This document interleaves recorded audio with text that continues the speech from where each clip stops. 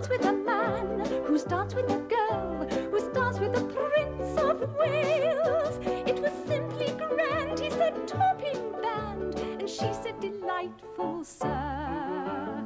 Glory, glory, alleluia. I'm the luckiest of females. For I've danced with a man who's danced with a girl who danced with the Prince of Wales.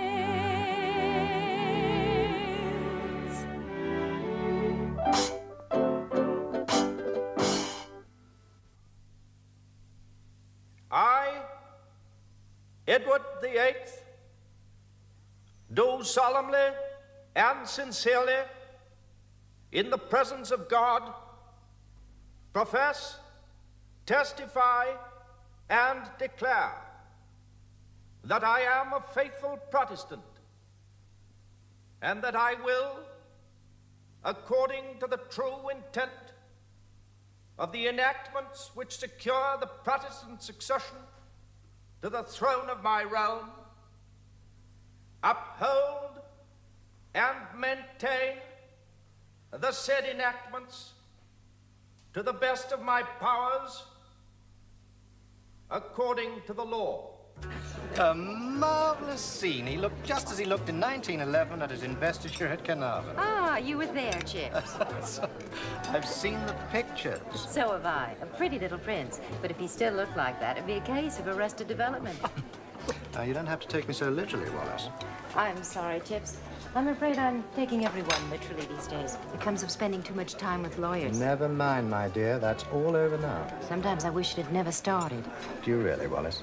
I can well understand that. Divorce isn't at all smart in England. They prefer adultery here, at least in the upper classes. How like you, Chips, to be so astute. As a matter of fact, I was just trying to save certain people trouble or scandal. How very quixotic, Wallace, dear. But be careful. Quixotry isn't smart either. I'm no longer concerned with notions of fashion. You know, Chips, you really should have invited the king tonight. He'd have enjoyed coming out. He told me. On the day he's just opened Parliament, he must have a score of engagements. Ah, he's very good at getting out of them. To be with people he really wants to. Cheers. It's time that I made myself plain to you, Walter. And I'm sure you've told me everything I should know, sir. No, I haven't. I mean to marry Wallace. Well, that wasn't quite what she gave me to understand, sir. Well, whatever she may have said, or whatever you may have been given to understand, that is what I mean to do. You see? Does Mrs. Simpson mean to marry you, sir? I shall marry her. Well, not for 6 months. Her decree doesn't become absolute until April the 27th. And once the decree is absolute? Wouldn't it be wiser to say nothing, sir? After all, you've no need to commit yourself before April. But I am already committed. I'm deeply committed, Walter. And honor requires that I say so aloud. I cannot go forward to the coronation without making myself plain. Diana, oh, how lovely to see you. I'm afraid I'm horribly behind time. I was 2 hours at the hairdresser's. You look absolutely radiant, Wallace. Well, I should. It certainly took long enough. Mary, now, I'll be as quick as I can. If you just come in, I'm afraid that the room is a mess. Sure it isn't. You know, the whole of London is agog with talk of your sparkling jewels and conversation. Well, there wasn't much opportunity for conversation at Felixstowe, so I think I'm making up for it now. You'll be pleased you're being discussed and admired at all the dinner parties. Not criticized. Well, of course. But never mind. Isn't it wonderful to be back? Oh, it's simply marvelous. Oh, Felixstowe is a beautiful village, but an English provincial town off-season isn't exactly my idea of an exciting life. I'm glad the Ipswich episode is over. It was a strain being away from London and the King and all my friends. Thank you. It's all in the past now, Wallace, and there's been hardly a mention of it in the papers. Well, why should there have been? And Ernest was simply marvelous about the whole thing. Most divorces are undefended, you know. It's considered caddish for the man to behave any other way. Diana, I know I have very little knowledge of English life and even less of your quainter customs, but I am learning. Divorces are the same in America, except they take less time. 6 months will pass in a trice, Wallace. You wait and see. Yes. But why the waiting period in the first place? The decree nisi was originally provided in case a child should be born to a divorced wife. Another one of your quaint customs. There's no fear of that. At Felixstowe, I lived next to a school, and I had my fill of children. Home again, and Aunt Bessie is on her way from America. Oh, I've had so many invitations, I simply don't know how I'm going to fit them all in. You will, Wallace. You're quite the best organizer I know. Now, how's the king? Duff said he's looking very well. He is. Of course, he's very busy. But then you'll see him tomorrow night at Emerald's. Of course I will. Now, I am taking you to lunch at Claridge's. How lovely. An opportunity to tame the sable. The simple question is this, Prime Minister. What does His Majesty intend? I'm afraid that there is no simple answer. A glass of sherry? Yes, thank you. You don't think the King would be content merely to carry on with this close relationship? I just don't know, Attlee. You see, given discretion on his part and forbearance on the part of the press, the situation might be held for a time. But is there to be discretion on his part? I'm afraid I wouldn't like to guarantee that. No. I remember when we were at the Accession Privy Council, you expressed your anxiety about the future and doubted whether the new king would stay the course. I'm not a reader of the American press, nor am I much interested in society gossip. But I spoke to Walter Citrine soon after he returned from America. I had a word with him, too. I wanted a sounding from the trade unions. And you'll know that during his recent visit, he was humiliated by the discreditable newspaper stories about the king. If you want a sounding from me, the Labour Party will not countenance the idea of Mrs. Simpson becoming queen. Wet, gentlemen, isn't it? Very wet. I only hope I look as trim as you do.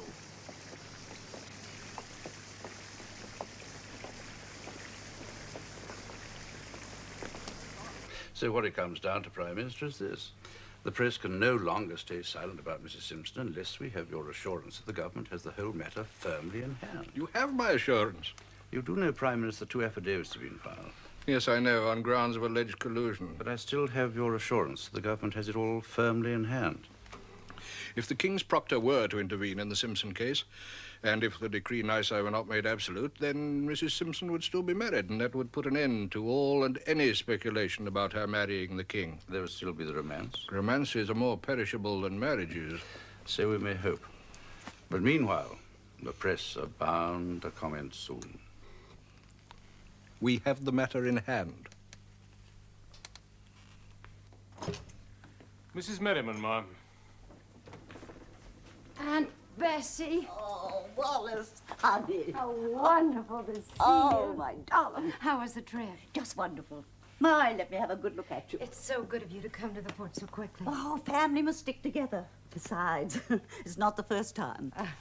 My, it's so good to be back at the fort. I'm afraid you're in for a rather miserable time. Well, we'll soon change all that. I made a promise to your mother when she died, and I would do what I could to take her place, so here I am. Where's the King? Reviewing the fleet. What's the trouble, Wallace? What's the matter? I almost feel like I'm taking sanctuary here. What can you mean, my dear? Oh, I mean I've come here to escape all the wagging tongues. Oh, tongues have wagged at you ever since your first divorce. You should be used to them by now. Well, it's never been this horrible before. Whose tongues? Everyone's, my friends included. Well, then, they can't be true friends. They're simply envious. It's always been. Remember, you're a Warfield from Maryland. That means something. Well, you don't know the English. To them, it means I'm an outsider. And worse. Oh, never mind, Wallace, honey. Now you have me to count on. Oh, yes. Come in, Alec. Thank you. I've just had a long meeting with Dawson, Prime Minister. He showed me a strongly worded leader he'd written for the Times. He's not going to print it. For the time being, no, but he warned me the press could only be held for a few days more. Naturally, he wants the Times to be in the forefront. I understand that you're shortly about to have a meeting with your senior ministers. Yes, I am. Now, I've written a letter to the King, urging him that his only course, if he is to avoid a head-on collision with his ministers, is for Mrs. Simpson to go abroad as quickly as possible. Now, are you prepared to postpone your meeting with your ministers until I have a reply from the King to this, the moment he is reviewing the fleet? It can be postponed no longer. The pressure is overwhelming.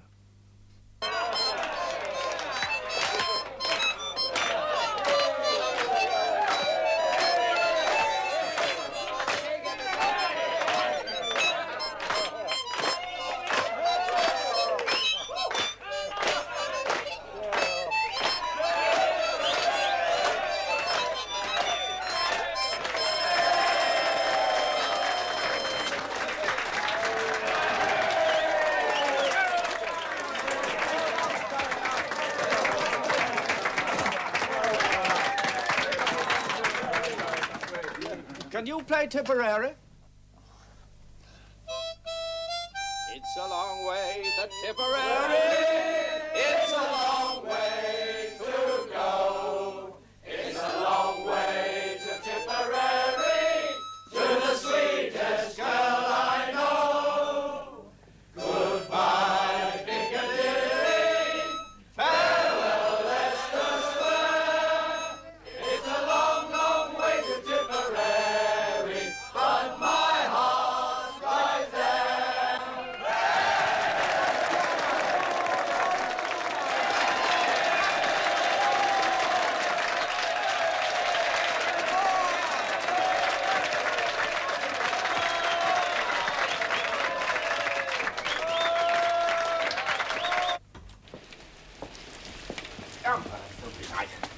Evening, Osborne. Have my bath drawn, please. I'll take a tub right away. Yes, Your Majesty. Major Harding asked me to tell Your Majesty that he'd left a letter for you in your room. Major Harding, a letter? Oh. So I understand, Your Majesty. He was most anxious that you should read it without delay. Oh, damn. Damn and blast.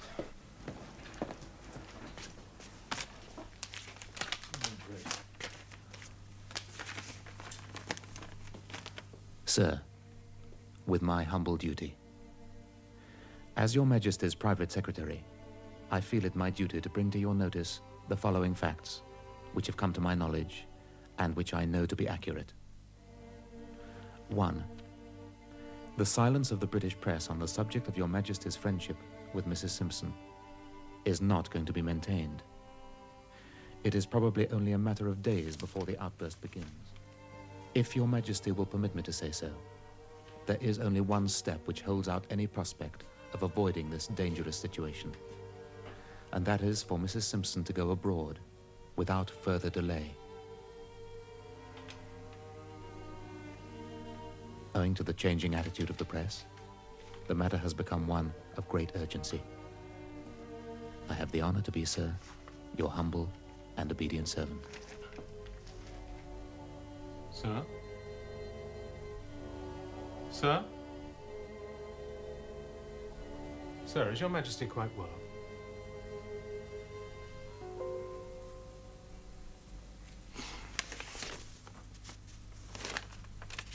Tell the ladies, would you, that I shall have the pleasure of joining them presently.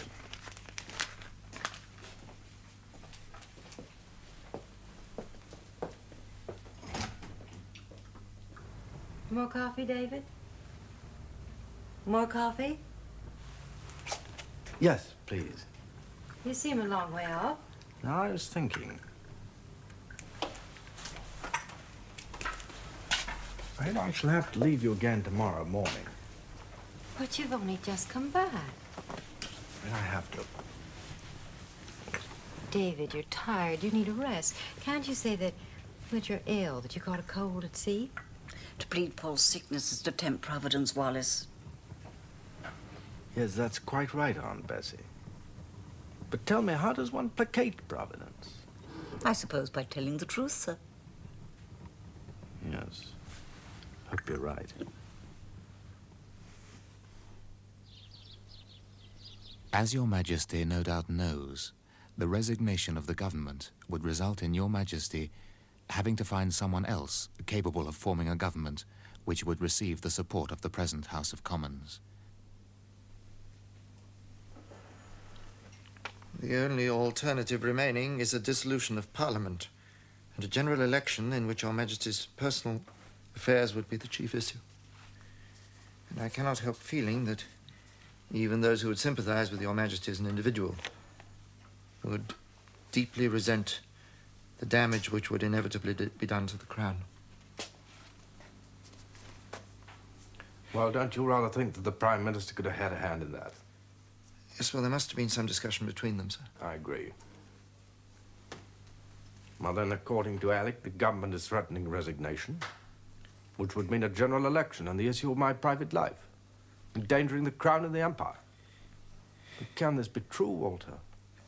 I think it could be true, sir, but I don't think it is quite true, quite yet. What do you think he's trying to force the issue? Well, I think it'd be more accurate to say, sir, that he's trying to force you to face the issue. He wants me to send the woman I love away from my own country? Yes, I think he's too blunt, sir. But do you think he's wrong? Well, I think he's lacking in tact. So do I. In sympathy.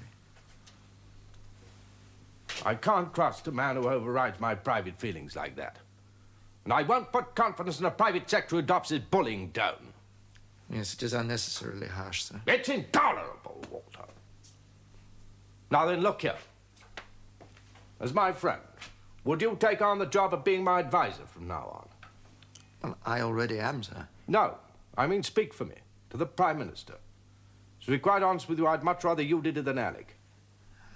Very well, sir. You see, his letter forces the issue. Now, I tell you, I feel moved to dismiss him. Oh, you mustn't dismiss Harding, sir. If you do, it'll become known that you've had a breach over Wallace. And you must retain him. And be patient. But if you wish, sir, I will go between you and the government from now on. Thank you, Walter. Sir. Well, now, his letter says that I send Wallace away. We agree he's too blunt. But could he be right? Well, it would put an end to the crisis, if not entirely to the scandal. Some would say it's your duty. Would you say that? Not many days ago, sir, I asked you if you intended to marry Wallace. I do. Then I must ask you again, sir, does she wish to marry you? She'd like to please me, Walter. Then she would leave England if it pleased you? Well, it wouldn't please me. Even though some would say it's your duty? Even though it would avert a looming crisis? Well, then I can only repeat what I said before, sir. But you must wait and see. I don't feel that I can do that, Walter. I cannot, in honor, let the day of my coronation draw closer without making my intention plain. Well, you still have supporters, sir. In Parliament, there's Winston. He'll be loyal. Yes, I'm sure he would, but again, I can't put that loyalty to so bitter and unfair a test. No. Walter, I shall send for Mr. Baldwin very soon. And I shall say what must be said. What a shame you missed the king, Sybil. He won't be back until tonight, and I'm afraid the fort is rather quiet without him. It's not at all like those gay, carefree summer weekends. Oh, there'll be plenty more of those, Wallace. This is a chance for us to have a quiet little chat on our own. You're so kind to try and cheer me up, Sybil. Aunt Bessie has certainly been doing her best. Oh, Aunt Bessie, how nice. How nice to see you, Lady Colfax. Sybil, would you like some sherry? Thank you, dear. Dry. Aunt Bessie? Yes, please, dear. Come along in and get warm. Oh, I've been showing Wallace some cuttings from back home, Lady Colfax. Oh, really? Every newspaper's on her side. Not a word of censure in one of them. Which is more than I can say for my so-called friends here. They're at me all the time to do my duty. And what is that, my dear? To go away? Yes, to leave. Without telling the king? Some say yes, and some say no. After a while, I stopped listening and decided to come here. Tell me, my dear, what prognosis has he given you of your situation? Prognosis, Sybil? I believe the word means the probable forecast of the course of the disease. What they don't understand is that if I went away, the king would follow me regardless of anything. And then there'd be a far worse scandal than there is now. Has the king ever suggested marriage, Wallace? No. Oh, I think I know the reason for all this hostility. You see, the upper classes mind your being an American far more than they mind your being divorced. And the lower classes, Sybil?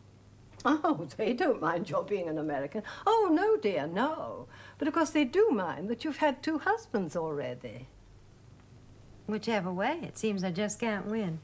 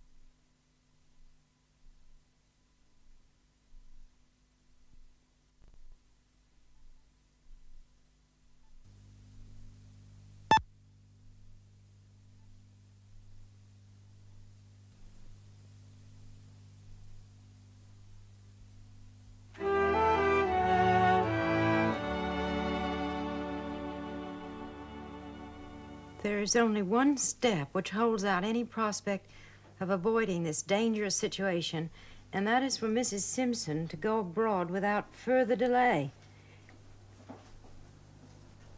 So this is Major Harding's point of view. If you agree with him, perhaps I should take the hint and go. Devil take is more than a hint. His advice, then. Could he be right, David? Perhaps if you think he's right, you should send me packing. His advice is damned impertinent, and I shall not heed it. Others may. But they cannot send you away, Wallace. Can they send you? That remains to be seen. I'll see Baldwin about that tomorrow. I just don't understand, David. You're the king. But the government have all the power, Wallace. But you must have rights. Can't you stand up for them? Well, yes, I have rights. As king, I shall marry whom I choose. Have you spoken to Major Harding? No. Will you? No, and I shan't pay it the slightest attention. And there's absolutely no question of your leaving the country. Australia is deeply concerned, Prime Minister. I have already spoken to Queen Mary and written to the Duke of York about this matter. And your own Prime Minister, what view does he take? There would be no doubt about it. Mr. Lyons is a Catholic and a devout one, so there's no question of his supporting a marriage to a divorced person. And he would accept it least of all from his monarch. That's why I have delayed pressing my Prime Minister. When I saw the King at the fort, I told him how anxious I was about opinion in the Empire, and this is what I'd like to discuss with you, Mr. Bruce. It would be madness if he contemplated marrying the woman. Did you discuss this with him? He did not say he was thinking of marriage. But is he? He didn't talk of it. You must acknowledge that there's evidence to show it is a possibility. I talked to him about the damaging effect that his behavior was having both here and in the Empire, and appealed to him to mend his ways. And do you think he will mend his ways, Prime Minister? I was confident that the position would gradually right itself and that there would be no need for further action. But now I'm not sure. I see. My policy has been to give the king time to reconsider his position. But now, clearly, it's working against you. You must ask the king if he intends to marry the woman, and if he says he does, tell him what the consequences are. That the people would not accept her as queen, and would demonstrate against them both. Warn him that the House of Commons would probably take drastic action regarding the civil list. The king will understand that. And that it would be impossible for him to resist the demands for his abdication. I have tried to exercise a fatherly influence to help a young man for whom I care a good deal. I think I understand his feelings. He's under a strong emotional stress, which I do not think will prove to be lasting. He's not yet aware of the conflict between love and duty, and I would go to any extreme rather than drive him from his throne. Would you be prepared to resign, Prime Minister? I should consider it. What would you resign for? To prevent him marrying, or to force him to break off relations with her? My sympathy for him does conflict with the most important consideration. It is essential to protect the crown against any taint or controversy. You must admit that the Empire has been involved from the beginning. That is why I asked you here today, High Commissioner.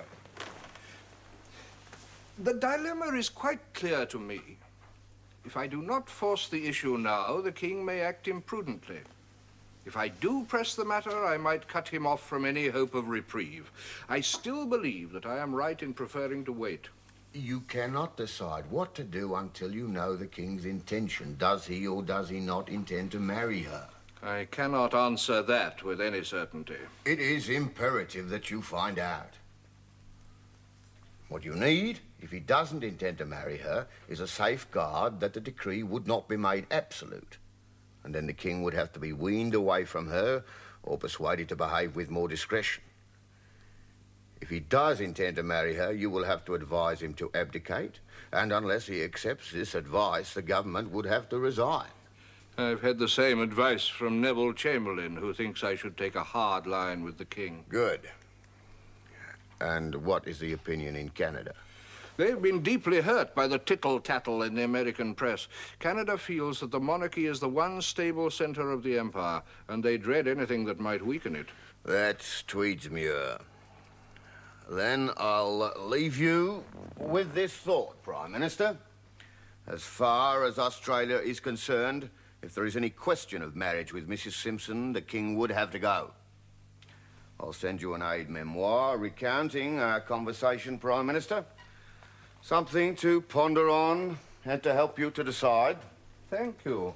Everyone is most kindly helping me to decide. Alec, ask the Prime Minister to come to the palace at 6:30 this evening, would you? Yes, very well, sir. And, ask the Attorney General to come in now, please.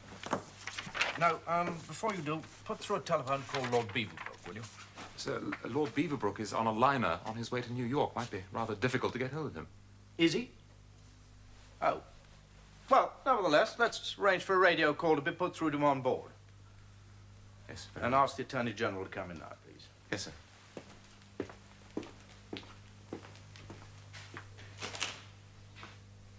Sir Donald Somerville, sir.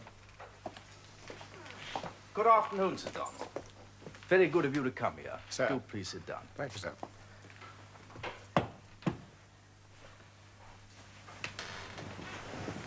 Sir Donald, I wish to put you some questions, to which I believe I know the answers, but would like you to confirm them for me. Certainly, sir. Is the Sovereign of England free to choose his own consort? Two views are tenable, sir. The first is that the sovereign may marry anyone who is approved by the government. The second, rather less precise, is that he may marry any woman generally regarded as suitable. And what makes a woman unsuitable? Her being a commoner? Not necessarily, sir. Being divorced. Well, now, suppose that the government would approve a marriage, despite the woman's being divorced. They could not approve such a marriage, sir. No clergyman of the Church of England would consent to marry the king. The civil marriage? Unconstitutional for the monarch. But again, suppose that such a marriage took place. The Archbishop of Canterbury would refuse to crown either of them. And if the marriage were made or mooted after the coronation? Then, sir, the king would be dishonored. Yes, of course. I see. Thank you very much. Excuse me, sir. Lord Beaverbrook is on the telephone. Ah, do please sit down. Thanks. Thank you, Ali, for arranging it. It can't have been easy, I know. Hello? Hello? Lord Beaverbrook? Ah, yes. Look, soon can you be back in England? Well, no, I need your help. Yes. What? 2 days to reach New York? Ah. Well, look, I wish you'd turn round when you get there and sail back.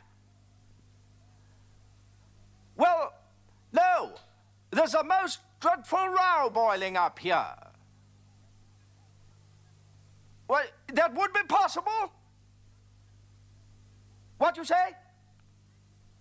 The 26th? Oh, good. Oh, yes, good. Good, and thank you very much. They simply will not leave him alone. Have you thought that they could be right? Right? About your going away? No, don't look like that, Wallace. Just hear me out. You're miserable. The king is being hounded, the British government is disturbed, and the whole country is about to be scandalized.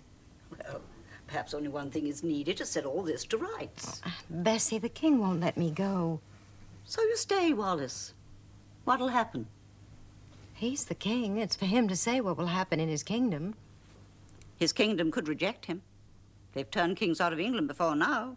They were tyrants. This king is loved. Oh, Bessie, look at the faces in this picture. What do you see? I see adoration. Reject him? Why, people love him. The government wouldn't dare turn him out. Excuse me, sir, the Prime Minister's here.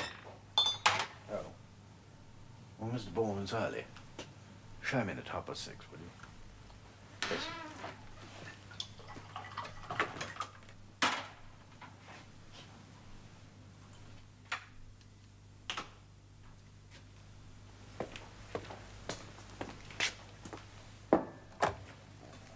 The fort, please. Hello, Wallace. I've just got a minute. How was your day? Oh, how lovely. Was that fun? Wish I'd been there. Wish I was there now, but... The Prime Minister, sir. Of course I would, yes. Yeah. I've got to go now. Goodbye. Good afternoon, Mr. Baldwin. Good afternoon, sir. Now, I understand, Prime Minister, that you and several members of the cabinet have some fear of a constitutional crisis developing because of my friendship with Mrs. Simpson. That is true, sir. This friendship of yours, it is not one that the cabinet or the country approve. Won't you sit down? Thank you, sir.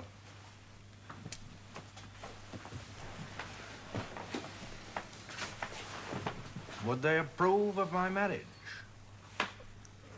I do not think that this marriage is one that would receive the approbation of the country. Good gracious, you sound like the Archbishop. Sir, the position of the king's wife is different from the position of any other citizen. That is part of the price that the king must pay. His wife becomes queen, and therefore in the choice of queen, the voice of the people must be heard. Then I want you to be the first to know that I've made up my mind, and that nothing will alter it. I have looked at it from all sides, and I mean to abdicate to marry Mrs. Simpson. Sir, this is a very grave decision, and I am deeply grieved. The thing is not worthy, sir.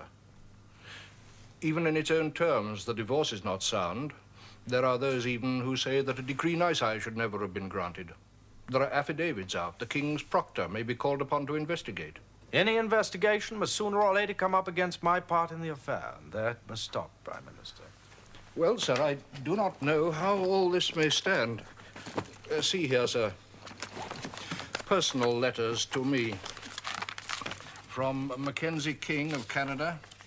It is the throne that holds the empire together. Bruce of Australia says much the same thing. So what you are proposing would break up the empire. If the British Empire is worth preserving, it will survive without me. I intend to marry Mrs. Simpson as soon as she is free. Think of your duty, sir. I have a duty to Mrs. Simpson. To marry her as I promised to. If I could marry her as king, then well and good. I would be happy, and a better king. Sir, you cannot marry her and stay as king. In that case, I shall go. Sir, you must not. My mind is made up, and I shall abdicate in favor of my brother.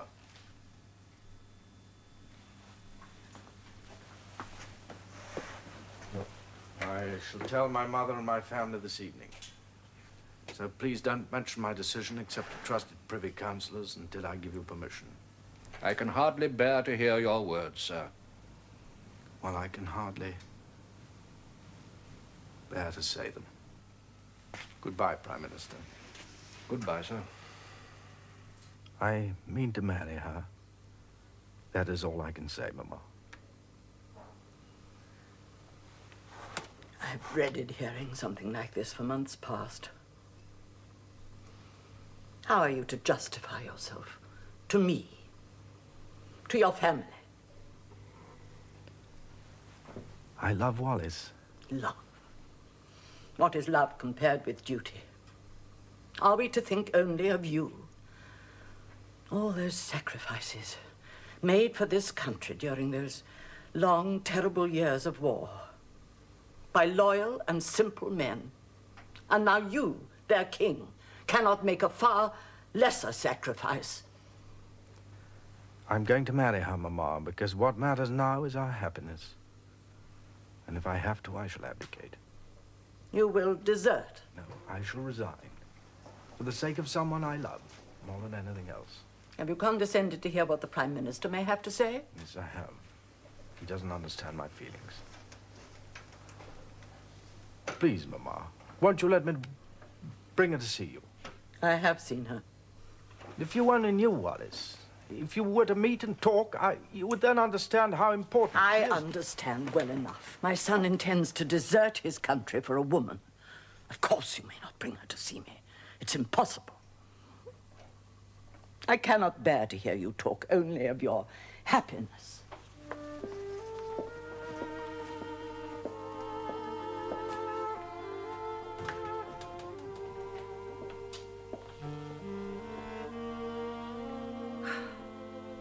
By tonight, the king will have told the Prime Minister and his family that he intends to marry me. But you don't intend to marry him. Only a day or two ago, you told Lady Colfax and myself that there was no question of it. Were you telling Sybil and me the truth? Why should I not have been? Were you, Wallace? Had the king suggested such a marriage?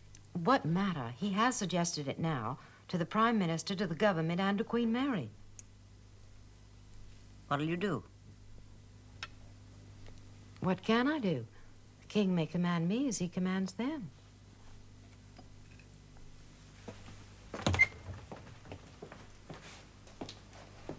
Well, Prime Minister, here's a pretty kettle of fish. Well, ma'am, I don't know what to say to you. I'd expected something of the kind for a long while.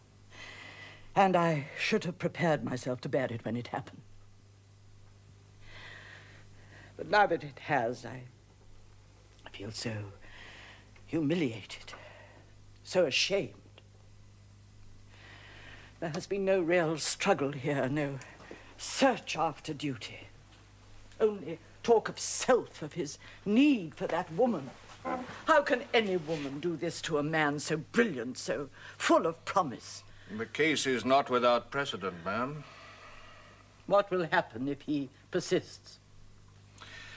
I would not wish to say this to you of all people, ma'am, but if he persists, I think he cannot stay. And I would not wish to say this to you, Mr. Baldwin, but if he persists, he is not fit to stay. So there it is, Bertie. If the worst happens? No, David. It mustn't ever come to that. But if the worst came to the worst and I had to go, well, it would, of course, make a great difference to you and Elizabeth. So I wanted you to know about it quickly. Oh, David. Do you want me to marry Wallace, even if I have to abdicate to do so?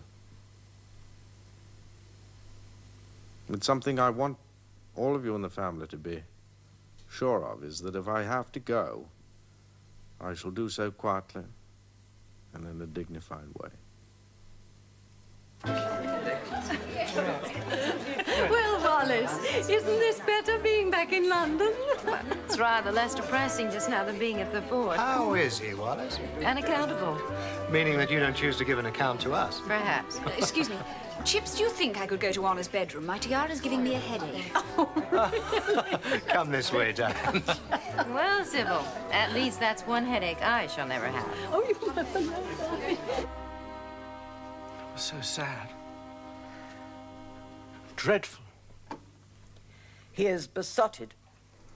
Mrs. Simpson is a very clever woman. But how could he let himself get into a state like this? With all he's been given. All he has to do. She must be more than merely a clever woman. She's ambitious. She has total influence over him. It's his doing as well as hers. He's obsessed. Look at the way he treated Bertie. He's not been consulted or kept informed. David's just used him, like that wretched business at Aberdeen this autumn. Bertie will always do his best. Of course Bertie will always do his best, but he shouldn't have to. He's been put into a false position. And what is to happen now, Bertie? He's asked to talk to some of the younger men in the government, like Duff Cooper. He thinks they might have more sympathy. That he might be able to talk them round. He simply will not face the truth. He asked me to see her, but of course it's inconceivable. Yet he is my brother. If only I could help him. He has had all the help he should need. He has had the upbringing, the training, the teaching that befit him as an heir to the throne of England. His father and I gave him these. If they do not enable him to do his duty, I cannot. Mamma, could you not talk to him? We have never been able to talk to each other. I have always loved David, but I cannot talk to him as a son. So your mind's made up, sir? Yes, I'm going to marry Wallace. The question is, how is it to be managed? You've told the Prime Minister that you're ready to abdicate. Yes, I've said if I must go, I will go with dignity. But then what I'd like to know, Duff, is how you as my friend see it all. Suppose, sir, that you postpone your marriage. You can't marry Wallace for nearly 6 months anyway, because the decree isn't absolute yet. So why not put it off until after the coronation? A year or more, perhaps. And agree not to see her during that time. You could attend a Durbar in India. Give yourself time to think things over. You think that with time I may forget her and her attraction be lessened? No, I shall not. Nor do I wish to delay our marriage a day longer than is necessary. For me, to be crowned and anointed, knowing that I still meant to marry against the laws of the church, would be taking the sacrament with a lie on my lips. That is a thing I cannot do.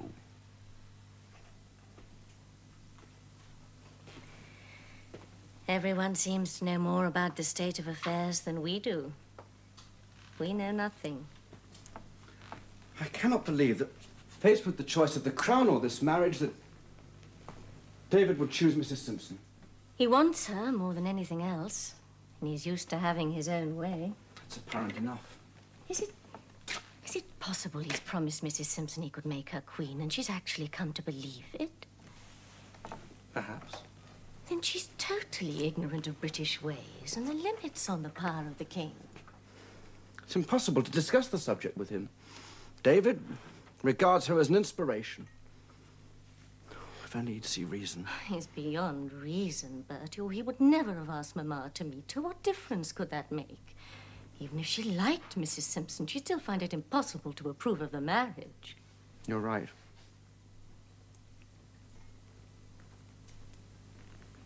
A meeting would solve nothing. Besides, your mother promised your father never to meet her. She won't break that promise. So you believe the outcome is inevitable? I dread it. For your sake. And for mine. I don't understand him at all. I feel I've lost a friend. And now I'm losing a brother. It's all crumbling about us. We must put on a brave face as Mamma is and continue with our duties in the normal way. I wasn't brought up to be king. I'm totally unprepared for it. I've never seen a state paper. I'm simply a naval officer. That's the only thing I know about. You'll manage, Bertie. We'll manage together and make the best of it.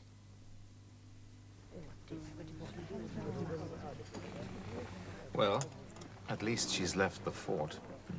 And the press is still quiet. It'll be interesting to see what line Beaverbrook takes when he gets back. The king thinks he'll take his side. But even Max can't muzzle the press forever. As it is, Dawson and the rest are only keeping quiet because they don't want to embarrass the king before he makes his tour of Wales. Thank you, Pollock. At least they're sensitive enough to realize that if he's to face that ordeal, perhaps he should be spared any other. How long do you think this amnesty will last after he returns? Not long. But long enough, I hope, for this match to be resolved.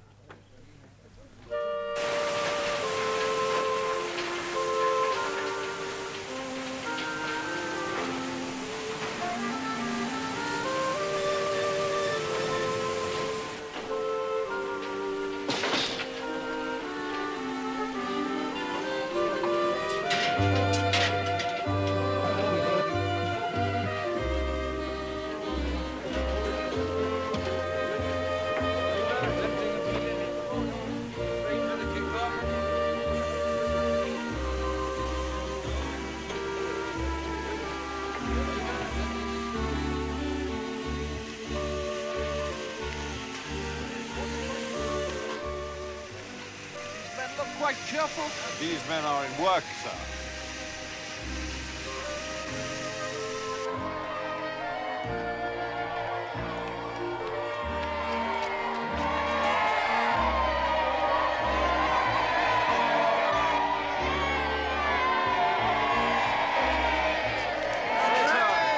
Have you work? Yes, sir. If please God, I keep it.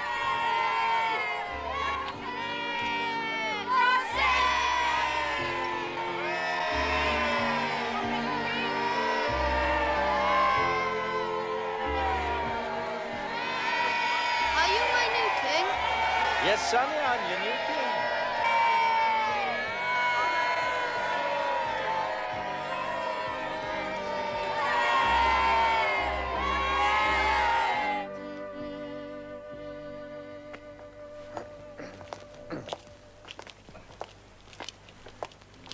These works brought all these men here. Something must be done to find them work.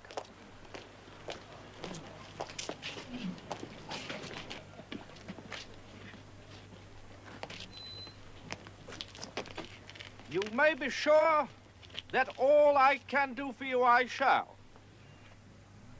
We certainly want better times brought to your valley. And something will be done about unemployment. Something must be done.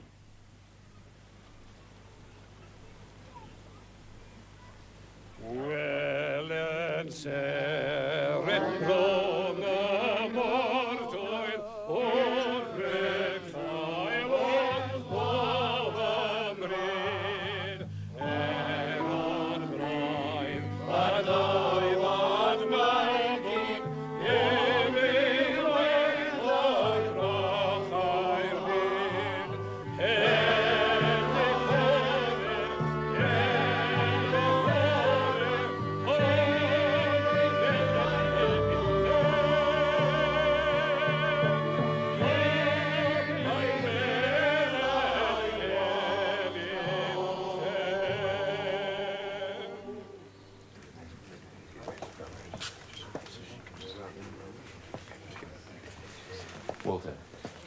Alec, Sorry to dear keep you. fellow. Come sit down. Thank you. Well, a very good press, I think. I'm glad it all went off so well. What on earth does he mean by these pronouncements of his, when he's already told the Prime Minister and his family that he wishes to renounce the throne? Well, I think that a man under sentence isn't strictly accountable. He can be forgiven a little make-believe. You think he will go? Oh, yes. And I've urged him to get it over quickly and leave the country. How was he when you left him? Curiously cheerful. He's dining this evening with Chips Channon.